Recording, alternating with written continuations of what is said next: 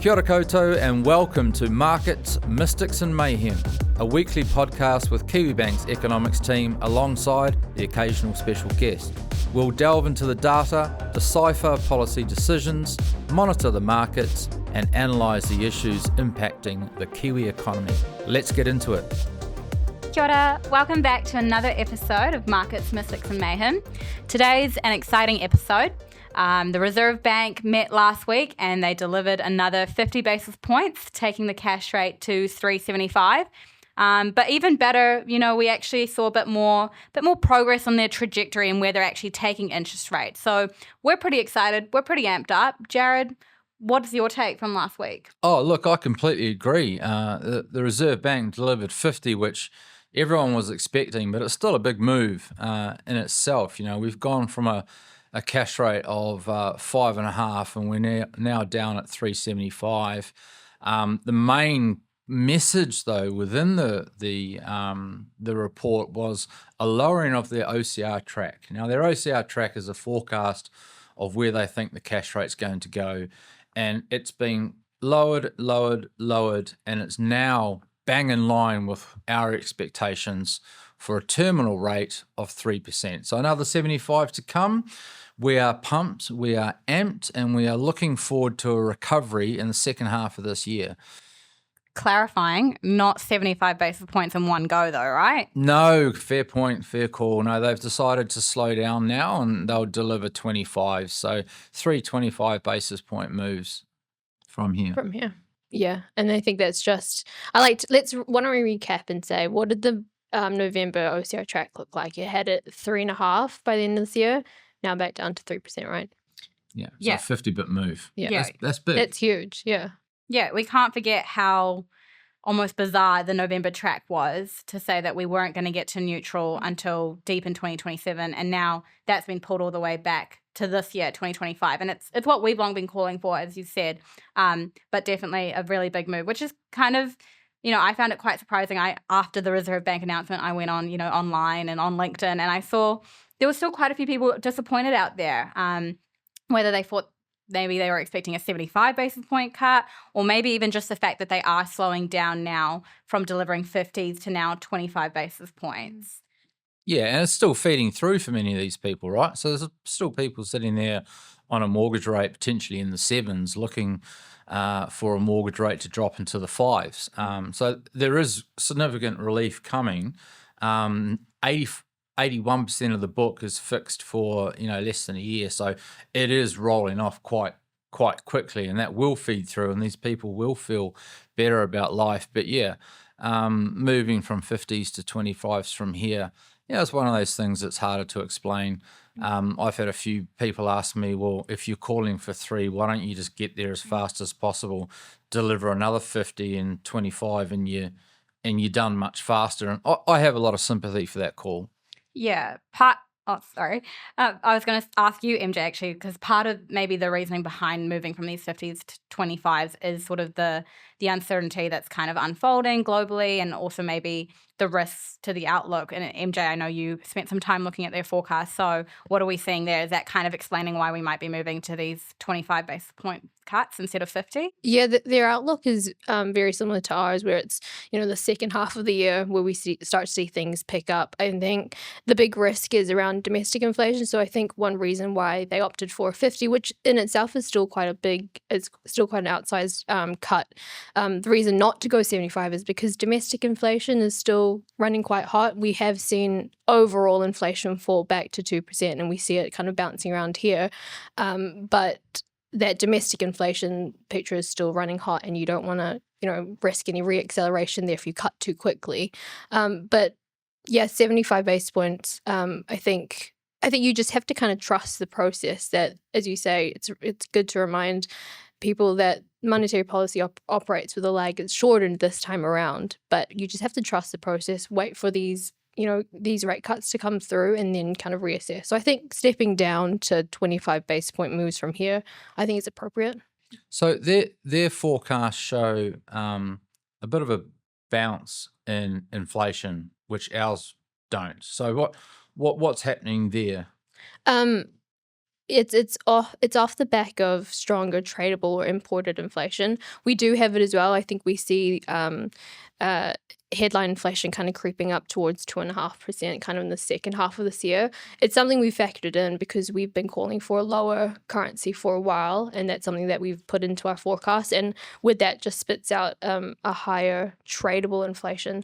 That really has done most of the legwork in getting inflation back down to 2.2%, but we're seeing a bit of reacceleration there given what's going on overseas, and so we will see that headline print move up, but it's still within the band, so not a concern. Yeah, and the good news is that a lot of those drivers are sort of near-term influences that the Reserve Bank seem pretty confident to just be able to look past, and so not really too worrisome for them. But I think we have to bring it back to the fact that, this is a Markets, Mystics and Mayhem podcast, so we need the markets. What did we see from markets on the day, guys? Nothing.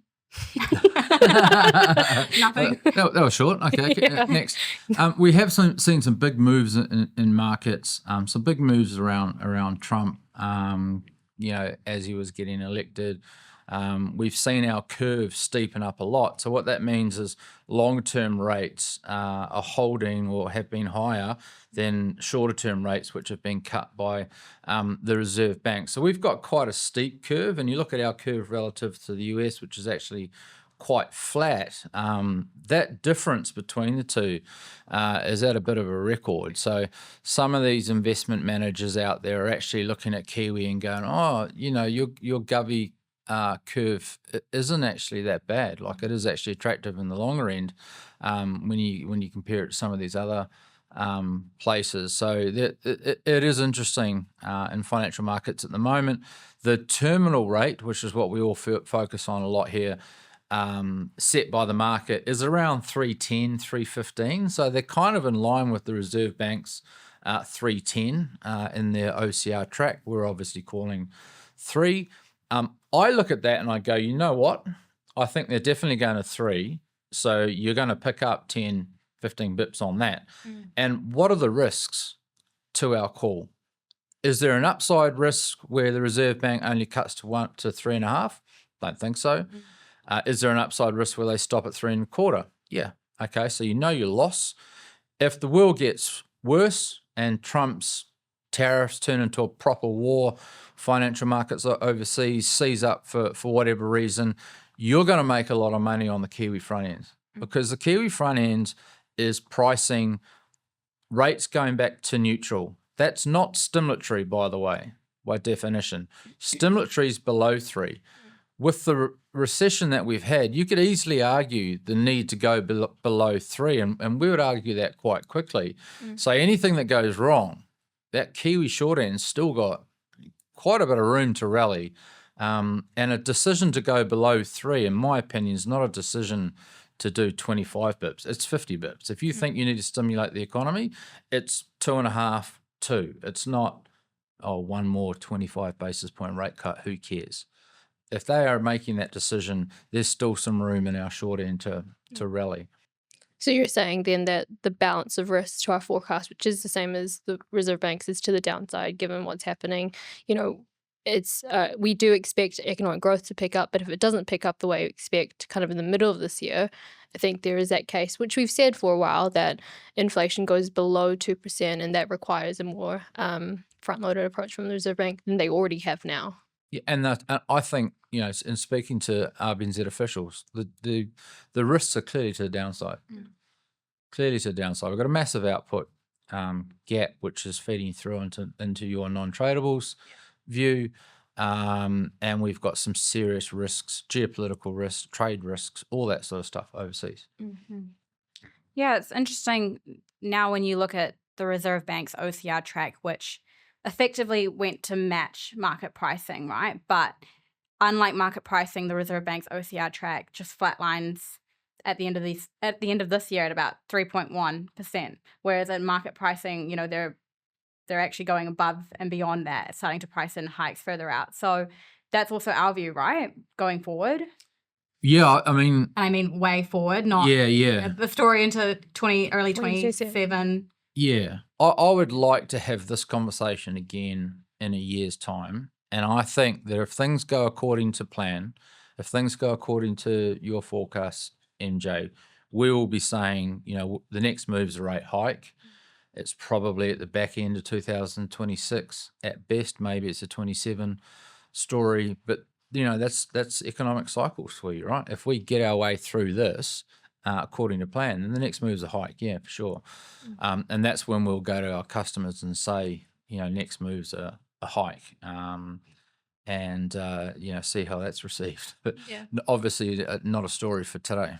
No, but if you put yourself in that situation where we're starting to talk about rate hikes, I think that tells you that we're in a much better place where we're actually seeing growth and we're actually seeing business activity picking Exactly up, right. household consumption. So it's not going to be a bad news story that we're starting to talk about rate hikes, but it'll be in a situation where the economy is much stronger, housing market is much stronger. And that's just, as you say, it's how economic cycles work. Yeah, and we're talking back end of 26, Yeah. 27, right, where we would have recorded probably 3% growth. That's Yeah. your forecast for next year. House prices will be up 5, 6, 7%. There would be a lot of things that would have happened that get us to that point of calling for hikes. Yeah. But yes, it's a long way away from today. Yeah, but mystics, it's part of the game, right? We got to look beyond. Well, we got tomorrow. We got the small crystal balls for now, and we've got the big one for later on. for the medium term. Yeah, it's so crazy that, it is far away, still too far away to talk about. But if you look at us versus the RBA or Australia, we are sort of coming on towards the end of the cycle, of the cutting cycle. We're nearing it, right? And then you've got the RBA who just started their rate cutting cycle last week. And not only did they only just start, but it's probably seeming like they're not going to continue delivering cuts as quickly as we did here. They seem quite hawkish in their approach. And it's just crazy, the two different economies that we have, just over the ditch in here. Yeah, well, and bring the US in on that as well, because those are the currencies we like talking about the most. That's what we handle the most in the Kiwi economy. So the differential between us and the Fed is the same, right? The Fed's not doing as much as we thought. We're doing more than they thought. We're doing what we think should have happened a long time ago, but that's putting downward pressure on the Kiwi, and I think we'll put more downward pressure on the Kiwi versus the big dollar. And what you've just said means that the Aussie dollar should, hold or at least appreciate, I think, against the Kiwi. And from our perspective, that's the pressure relief valve as well. Interest rates do so much, exchange rates do more. So having that depreciation in the Kiwi makes New Zealand cheaper for tourism, makes our goods and services cheaper to buyers offshore. It's a good thing. It is, but it does, the risk there is that there's a little bit more inflation coming from overseas. Well, But the thing is, it's coming at a time when domestic inflation is still normalizing. Again, it's elevated right now, but just as imported inflation is kind of creeping up, that domestic side is starting to fall. So it's not like we're going to shoot out of the 1 to 3% target band in the medium term. I think we're just going to see a bit of noise in the kind of near-term prints, but further out, I think it's when you see inflation expectations start to rise that it'll be a concern for the Reserve Bank. For now, they're stable at 2%. And as our podcast, was it last week or the week before, inflation expectations beautifully anchored. So no need to worry at this point. And JK, in your chats with the RBNZ, what do you think their focus is on now? Obviously, they're always focused on inflation, but what is the key thing that outside of inflation they're probably looking at now? Well, what was interesting is they and the rest of us have lost a lot of confidence in the official statistics.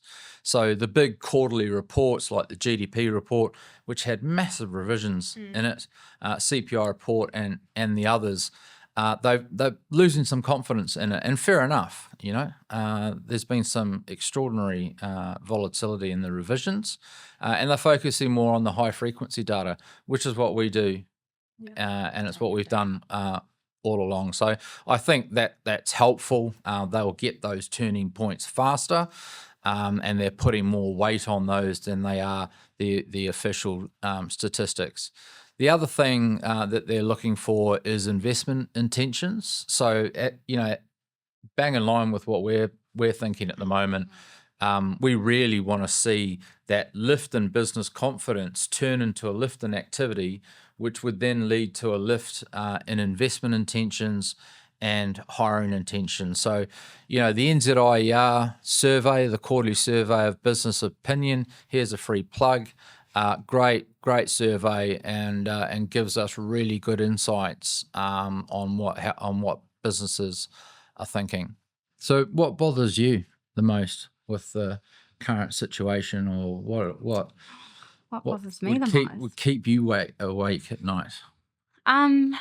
I mean, the whole global outlook. I mean, we've already kind of talked about it, but it's the uncertainty, right? There's so many, even just trying to think about the implications, there's so many different paths that it could take, especially when we're in this environment where, something is said and then not necessarily delivered in that way or whatnot. But I mean, I'm still feeling pretty positive, to be fair. And I think, domestically, it's a big thing to say that, I think everyone's on the sort of same page now. We've gone through a lot of years of some calling for rate hikes while others are calling for rate cuts, and then it's like, okay, where's the terminal rate? Is it 3.5? Is it 3? And now you've either got people saying it's 3 or 3.25. It's only 25 basis points of cuts between us, and that's not even what matters anymore. We've had that rate relief, and that we are sort of starting to see that in that high activity, high frequency data, which, by the way, the Reserve Bank has said that they're putting quite a bit of emphasis on, given sort of the revisions we've had in those chunkier GDP numbers. But I'm feeling pretty hopeful. Don't make me sound like I'm not. I wasn't. I was just trying to. People want to know what. I'm excited. Yeah. I'm excited to finally see some growth. I'm excited. I've started in the middle of the recession pretty much. We were in the thick of it. I'm ready to see some positive numbers. Good. Well, they're coming. They are coming. And I like having that discussion though. Like, what are the risks? What are the things that that are out there that could really derail our central scenario? And there are, as you say, there are a lot of things out there that worry us. But we are fired up. We are happy. We are thinking that things are going to get better from here. And I like your point about how only a year ago you had banks calling for hikes, banks calling for cuts, banks in the middle. But right now, those views have been whittled down to, well, the cuts happened.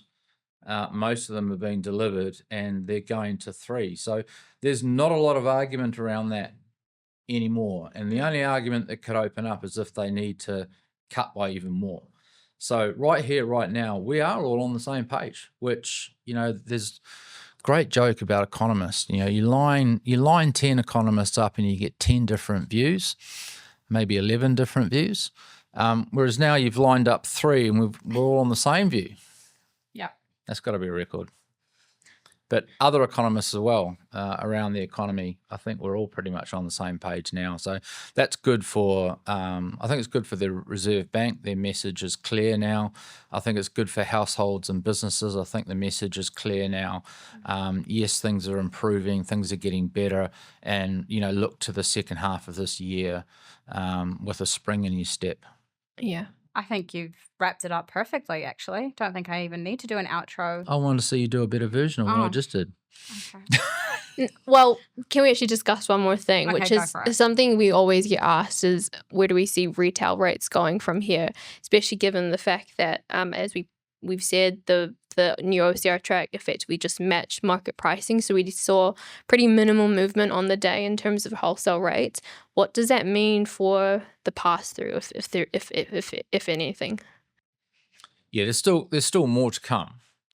You'll see those shorter rates, like obviously your floating rate, which is linked to the cash rate, the 6-month rate, which is just a dot between the 1 year and the floating. So they've all got room to move.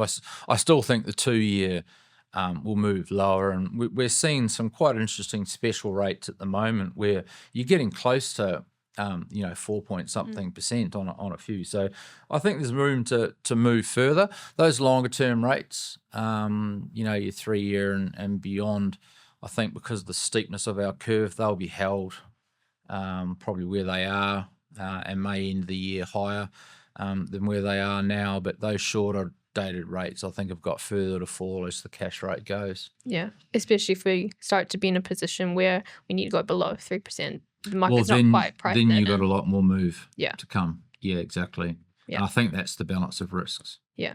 Well, now I think we've covered it all. Yeah. You know, everything from the move itself, where the Reserve Bank is seeing the trajectory for rates, what markets did. It's an exciting time, and we're really looking forward to the recovery. But for now, that's all from us.